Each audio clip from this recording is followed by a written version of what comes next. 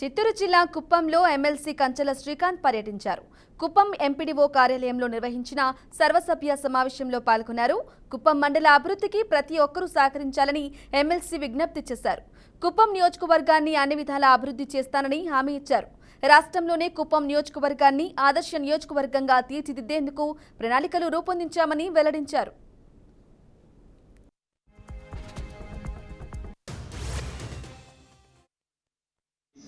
చాలా అనుబంధం. ఎందుకంటే 2014 నుంచి 19 మధ్య నేను జెడ్పీటీసీ సభ్యుడిగా కందుకూరు రూరల్ మండలానికి ప్రాతినిధ్యం వహించాను.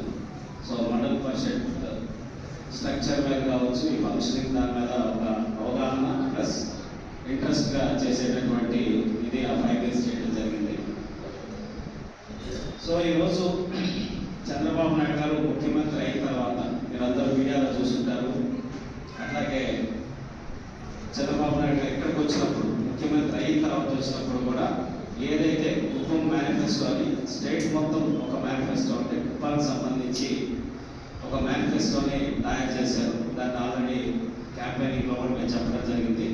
100% ఆ 20 points మేనిఫెస్టోని ఇంప్లిమెంట్ చేయడం మొట్టమొదటి టాస్క్ కింద చంద్రబాబు నాయుడు గారు ఆల్రెడీ కుప్పానికి వచ్చే ముందే మైనర్ పంచాయతీకి ఆయన చెప్పినట్టు ₹1 కోటి, మేజర్ పంచాయతీకి 2 కోట్లు, అలాగే మున్సిపాలిటీకి 100 కోట్లు, ఇవన్నీ కూడా సంబంధించి కన్సర్న్ జీవోస్ అడ్మినిస్ట్రేటివ్ శాంక్షన్స్ చేసి ఫస్ట్ మీటింగ్ అనేది ఇక్కడ